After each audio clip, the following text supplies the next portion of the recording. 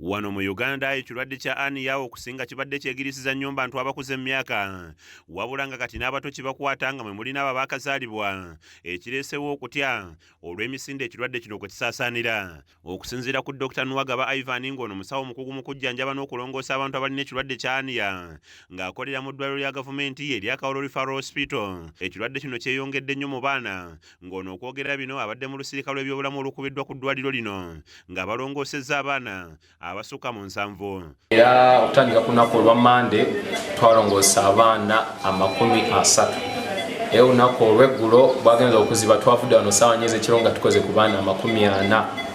Abaana abasingira twabasanga nga mu mbeera ya bulumi nnyo kubanga Aniya aleetera abaana obulumi n'ebizibu ebirala.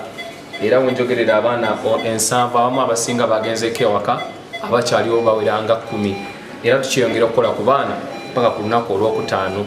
Dr. Nwagaba agamba nti ekirwadde kino singa kizuulibwa mu bwangu omwana akirina abasobola okutaasibwa era ng'alambuludde ne ku bubonero okumanyira nti omwana alina ekirwadde kino. Waliwo bwa Aniya nkakasa tebuyinza kwewalika kubanga kyekintu omuntu bw'otazaalibwa nakyo kijja luvannyuma olw'obutonde bw'omuntu n'ekikulwa ky'omuntu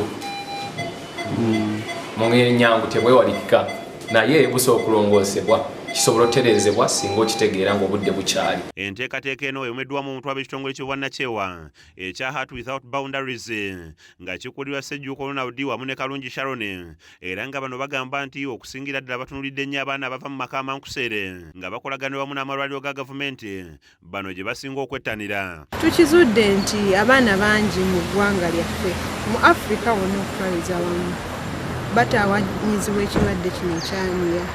Ate abazadde abasinga bambi tebalina busobozi butwala baana abo okufuna sajjali gye baba beetaaze. Kati Aniya ono ne bafundikira nga bafunyemu n'ebizibu ebirala olw'okubeera nga baludde n'ekizibu ekyo. Abamu ku bazadde abaganyuddwa mu nteekateeka eno balambuludde embeera abaana baabwe gye babadde bayitamu. Abaalinze bansaba akakadde okulongoosa omwana ate nga nina 2 n'embageininga ne bagaana olina osasula eddwaliro olina osasula omusawo nga ssente zo tezirabika. Naye neebaza Mukama olw'abantu bano olwa organisation eno tyetukoledde. Omwana wange yali yalwala Aniya naye okuva emabega nga omwana osinazuula nti Aniya yatandika okulwala nga wa myezi 3 n'atandika okulwala omusujja ogutakoma nga buli ssaawa aba n'omusujja ogutakoma era n'empewo. Aniya Nsereko yakusakidde eggulu erino ku lwa KSTV Agalero.